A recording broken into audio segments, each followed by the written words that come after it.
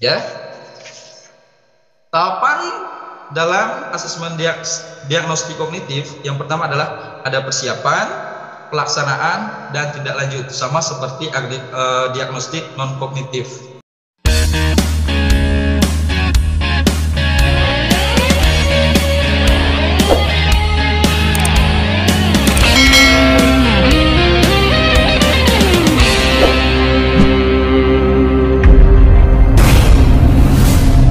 Assalamualaikum warahmatullahi wabarakatuh.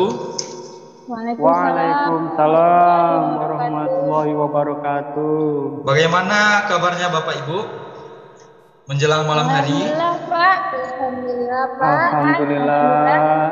Alhamdulillah. Oke, terima kasih Bapak Ibu telah bergabung di Zoom saya. Di sini kita akan membahas tentang asesmen diagnostik. Ya, sebelumnya saya mau tahu ini, Bapak Ibu paham nggak asesmen diagnostik itu seperti apa? Pernah nggak melakukan di sekolah? Pak Yadi. Ya. Asesmen diagnostik paham nggak? Apa itu? Saya belum paham, Pak. Oh, belum paham. Bu Ovi.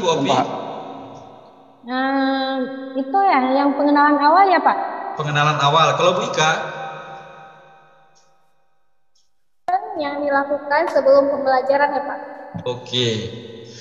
Asesmen, penilaian yang dilakukan sebelum pembelajaran. Selama ini yang dilakukan ibu-ibu biasanya, ini ibu-ibu rata-rata udah lama ngajar ya? Kalau Pak Yadi, berapa tahun Pak Yadi? Saya kalau mengajar baru hampir 2 tahunan, Pak. Hampir 2 tahunan. Kalau Bu Ovi? Bu Ovi, suaranya nggak ada Bu Ovi. Halo Bu Ovi. Nah, dengar suara saya Pak? Iya.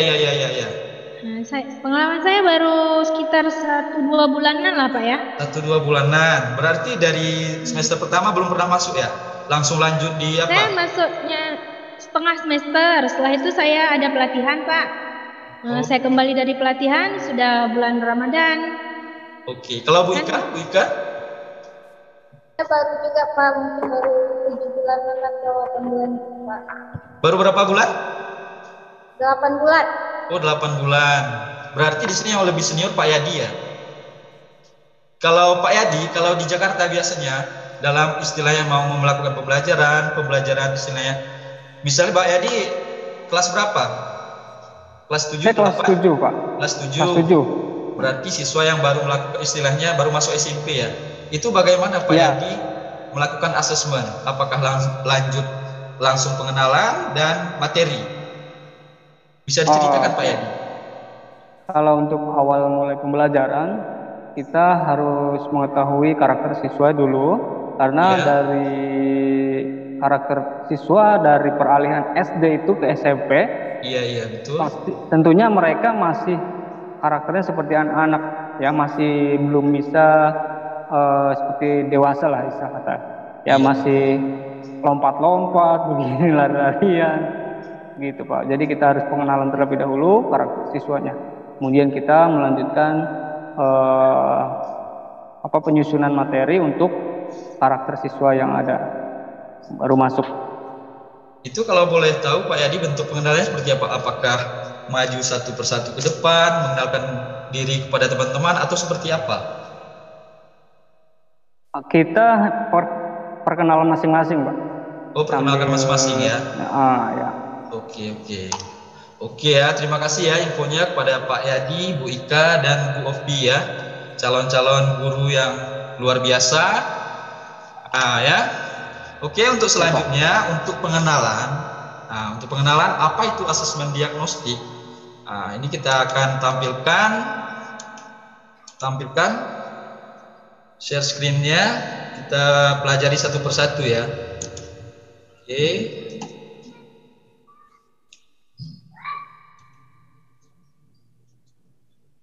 Ya, ini dia. Nampak Bapak Ibu? Nampak Pak. Nampak ya. Nampak Bu Ika, Bu Ovi? Nampak Pak. Oke ya. Pak. Di di sini kita akan membahas tentang apa sih itu asesmen diagnostik. Nah, asesmen diagnostik secara umum sesuai namanya, asesmen diagnostik bertujuan untuk mendiagnosis kemampuan dasar siswa dan mengetahui kondisi awal siswa. Asesmen diagnostik terbagi menjadi asesmen diagnostik non-kognitif dan asesmen diagnosis kognitif. Tujuan dari masing-masing asesmen diagnostik adalah yang pertama,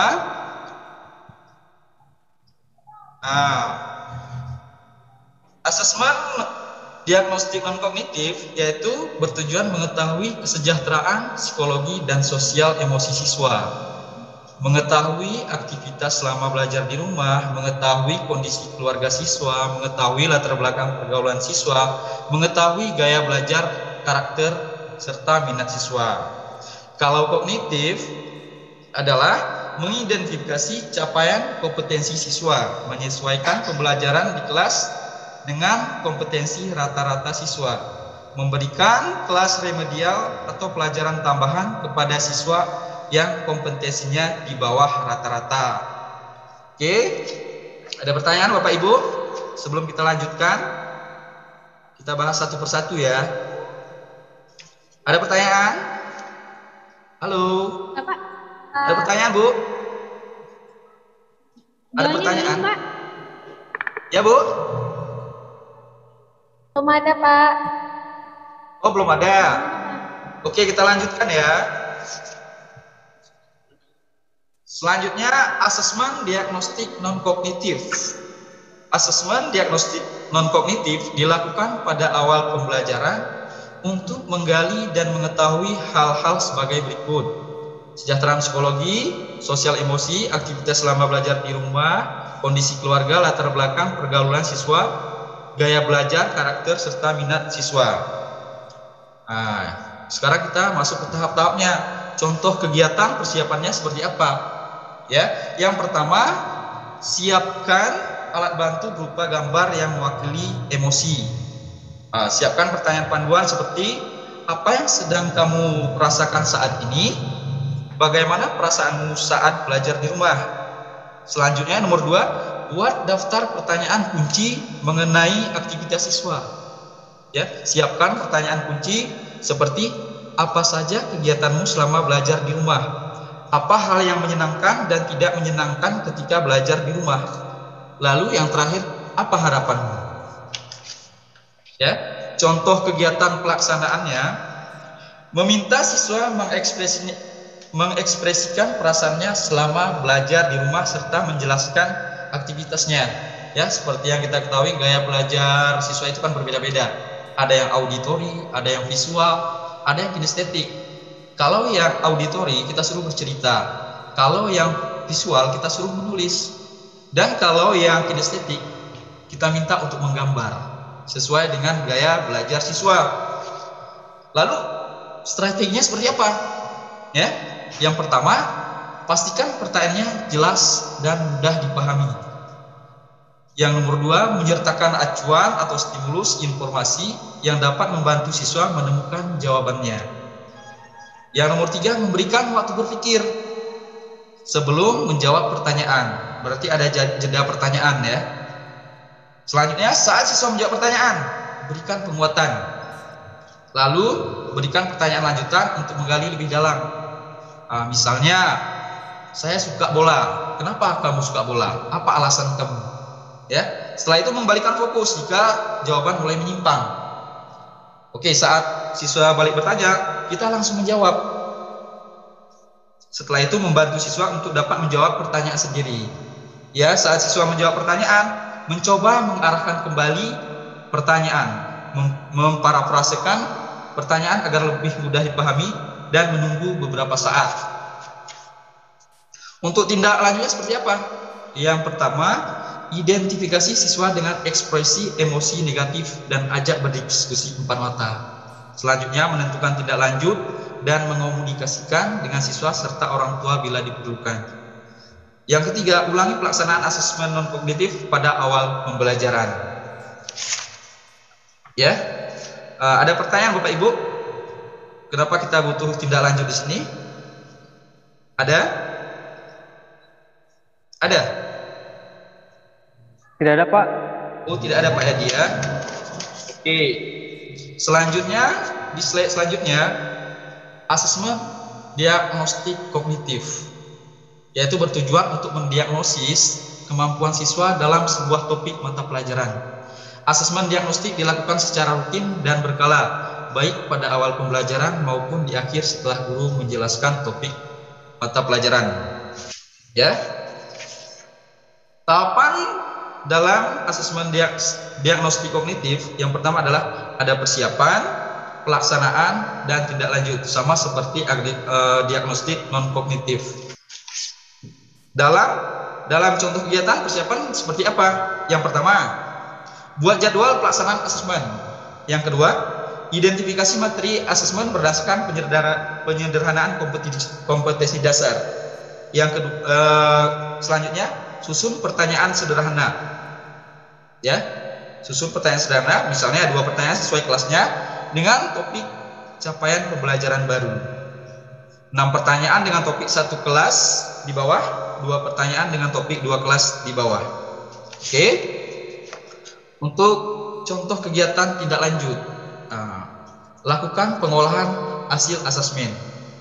Buat penilaian dengan kategori ada yang paham utuh, paham sebagian, dan tidak paham. Lalu dihitung rata-rata kelas. Di sini kita bisa menghitung misalnya berapa persentase berapa siswa yang paham utuh, ada yang paham sebagian, dan ada yang tidak paham. Bagi siswa menjadi 3 kelompok. Lakukan penilaian pembelajaran topik yang sudah diajarkan sebelum memulai topik pembelajaran baru untuk menyesuaikan pembelajaran sesuai dengan rata-rata kemampuan siswa. Ulangi proses diagnosis ini dengan melakukan asesmen formatif sampai siswa mencapai tingkat kompetensi yang diharapkan. Oke. Untuk contoh perencananya seperti apa? Misalnya tujuan pembelajaran yang kita tes, menjelaskan NKRI sebagai satu kesatuan negara yang utuh. Prasyaratnya seperti apa? Misalnya mendeskripsikan dan menjelaskan NKRI sebagai satu kesatuan yang utuh. Kita buat soal, misalnya, mengapa kita sebagai generasi muda harus mempertahankan negara kita sebagai satu kesatuan yang utuh? Oke, jawaban A, B, C.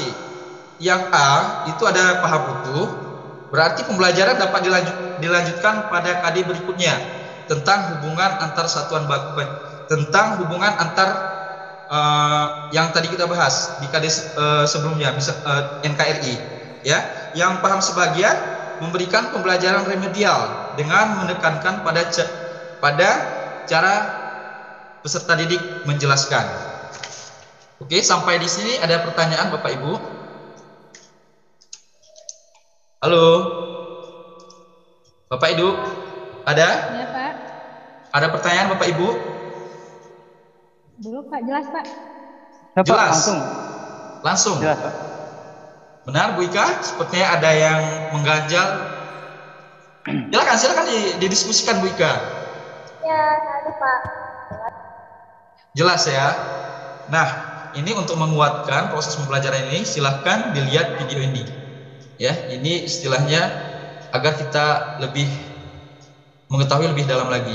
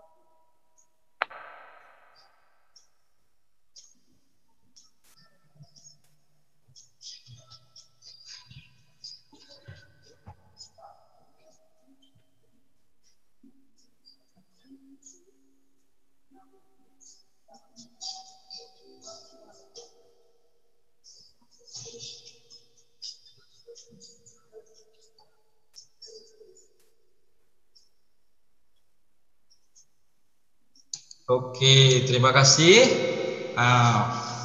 Ini sudah menonton videonya. Dari video tadi, Pak Yadi, apa yang Pak Yadi rasakan? Atau apa yang Pak Yadi lihat? Apa Pak Yadi bisa menyimpulkan dari video tadi? Apa itu tes diagnostik kognitif dan non kognitif? Bisa Pak Yadi? Kalau diagnostik kognitif itu seperti apa Pak Yadi? Kopi? Pak? Bisa dengar saya? Bisa Pak? Kalau tes diagnostik kognitif itu seperti apa Bu Opi? Setelah menonton video. Itu, kemampuan awal siswa Pak. Kalau yang non kognitif itu psikologi. Oh, psikologi. Ya, psikologi siswa. Oke, Pak Yadi ada tambahan mungkin? Pak Yadi? Ya, halo. Ya, Pak Yadi. Ada tambahan mungkin? Ya, mengenai tes kognitif di sini adalah kemampuan untuk berpikir, Pak. Kemampuan berpikir. Ya. Iya, kalau non kognitif? Kognitif ini adalah proses di mana aktivitas kegiatan yang dilakukan di kelas, Pak. Oke, ya. Kognitif dan non kognitif. Mungkin Bapak Ibu sebelumnya pernah kerja di swasta melamar pekerjaan. Yang pertama tahap diakukan adalah tes istilahnya kemampuan kita, dan setelah itu ada tes non kognitif, wawancara. Sesuai dengan tes non kognitif biasanya yang interview itu adalah orang-orang yang mempunyai kompetensi di bidangnya. Dia akan mengetahui Bapak Ibu bisa ditempatkan di mana, misalnya jadi marketing, mau jadi teller, mau jadi apa. Nah, itu hasilnya ada di non kognitif. Ya, Bapak Ibu ya. Oke, di sini untuk terakhirnya Bapak Ibu, saya akan memberikan pertanyaan. Nah, bisa Ibu jawab di kolom chat. Di sini tuliskan benar atau salah pada kolom chat. Oke, siap Bapak Ibu? Halo, siap? Ya, Pak. Oke. Yang pertama, ini tuliskan benar atau salah, Bu ya. Ya, asesmen diagnostik non kognitif dapat dilaksanakan di akhir pembelajaran. Silakan Bapak Ibu.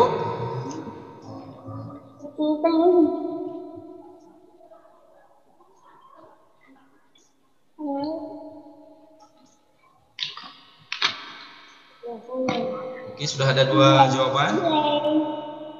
Ya.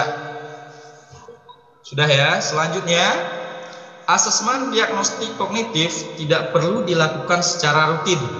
Cukup sekali dalam 1 tahun ajar. Silakan Bapak Ibu.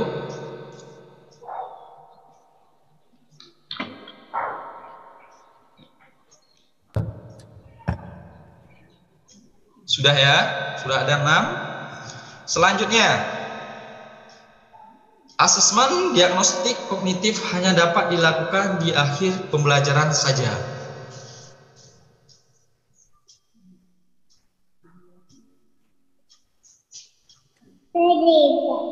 Ya, selanjutnya, asesmen diagnostik non kognitif tidak terlalu panjang, jadi guru tidak melaksanakannya.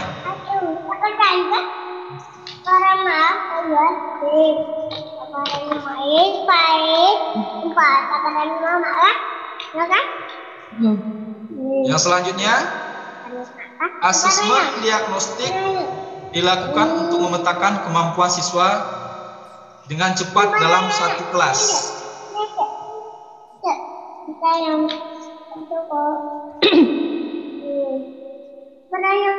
Oke, sudah Ibu? Sudah? Sudah Pak. Oke, sudah ya? Sudah. Oke, udah selesai. Pak Yadi, saya tanya ini asesmen dia untuk pertanyaan nomor 1. Asesmen diagnostik non kognitif dapat dilaksanakan di akhir pembelajaran, betul nggak? Halo Pak Yadi. Tadi, iya betul. Non kognitif dapat dilaksanakan di akhir pembelajaran, betul? Betul. Betul Pak Yadi. Bu Opi? Salah, Pak. Salah ya. Jadi Ya, jawabannya seharusnya di awal. di Di awal, awal. Pak. Asesmen diagnostik non kognitif Ada dapat awal. dilaksanakan di awal pembelajaran. Untuk soal nomor 2, asesmen diagnostik kognitif tidak perlu dilakukan secara rutin, cukup sekali dalam 1 tahun ajar. Bagaimana Bu Opi? Betul atau salah? Salah, Pak. Salah. Salah. Jadi asesmen Salah. Ya. diagnostik kognitif perlu dilakukan secara rutin ya. Ya, Pak. Oke. Karena sekali itu Pertanyaan? tidak cukup, Pak. Oke, terima kasih Bu Opi. Yang ketiga, asesmen diagnostik kognitif hanya dapat dilakukan di akhir pembelajaran saja. Benar atau salah Bu Ika? Halo. Benar. Benar. Benar ya. Betul. Salah, Pak. Salah. Hah? Karena kan non kognitif itu bisa karena diagnostik bisa di pertengahan pembelajaran kan, Pak, untuk memperbaiki pembelajaran selanjutnya, bukan begitu? Oke, terima kasih Bu Opi. Yang nomor 4, asesmen diagnostik non kognitif tidak terlalu penting. Jadi guru dapat tidak melaksanakannya. Itu bagaimana? Bagaimana Bu Pak. Ika? Saya mau Bu Ika jawab. Bu Ika, halo. Ya, Halo. Pak. Ika. Asesmen diagnostik non kognitif tidak terlalu penting. Jadi guru dapat tidak melaksanakannya. Benar atau salah? Benar. Salah. Salah. Salah ya. Berarti asesmen diagnostik non kognitif itu penting. Sangat penting untuk mengetahui bakat, minat, dan karakter siswa. Yang nomor terakhir, asesmen diagnostik dilakukan untuk memetakan kemampuan siswa dengan cepat dalam 1 kelas. Betul Pak Edi? Betul Pak Edi? Halo Pak Edi? Ya, halo. Ya betul nggak? Betul. Betul, terima kasih ya. Asesmen diagnostik dilakukan untuk memetakan kemampuan siswa dengan cepat dalam 1 kelas. Artinya kita dalam setiap pembelajaran itu atau awal pembelajaran kita perlu melakukan asesmen. Ya, sampai di sini ada pertanyaan Bapak Ibu? Ada pertanyaan Bapak Ibu? Halo, ada pertanyaan Pak Edi? Bu Ika, Bu Opi? Udah, Pak. Jelas, alhamdulillah. Oke, terima kasih Bapak Ibu telah mengikuti Zoom dengan saya. Saya mengucapkan banyak terima kasih. Di akhir pembelajaran, mohon kita berdoa dulu. Berdoa mulai.